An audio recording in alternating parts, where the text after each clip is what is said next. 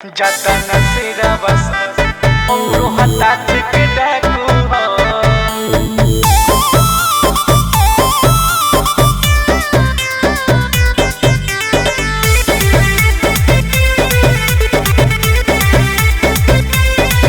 अरे डर लगता है गुजरने में सासाराम के सड़कों से।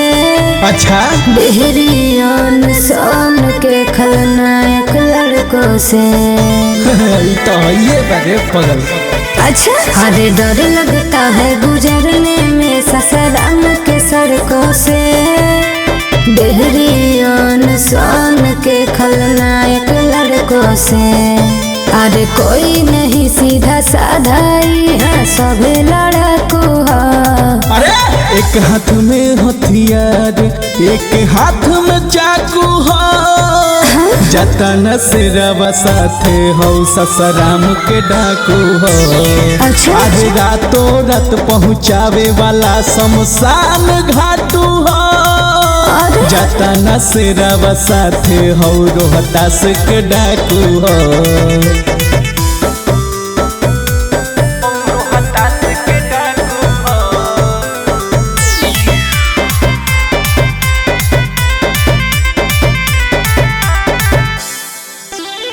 राजपुर ते तराड़ गोला पह करेला सराज हो। नोखा विक्रम के लइका होल रंगा बाज हो। ए हो आयो दादा देखत जीवा डरलई हमार रे। छोट बड़ सब छोड़ा लेके चले हथियार रे। नशा में घूमो ही सबे लागे खैले तंबाकू हो। सुनो एक हाथ में हथियार एक हाथ में चाकू हो। अच्छा जतन सिरवा साथे हौडी हरी के डाकू हो। अरे रातों रात पहुँचावे वाला शमशान घाटू हो।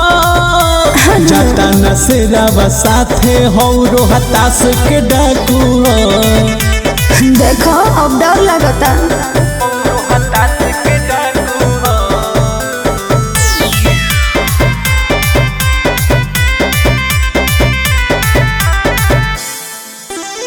भैया जी 351 गंग हो हमार हो। एकरा से डरेला सभे जिलाया जवार हो।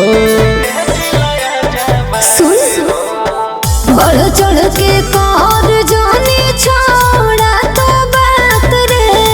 हमारा के छूले के करो नहीं है औकात रे। बुझनी अरे लौकू सरा जाय लगे अपन जमवल है ढाकू हो। एक हाथ में हथियार एक हाथ में चाकू हो। जतन सिरवा साथे हो विक्रम के डाकू हो। अरे रातों रात पहुँचावे वाला शमशान घाटू हो। जतन सिरवा साथे हो रोहतास के डाकू हो। डरवा के जान ले बका।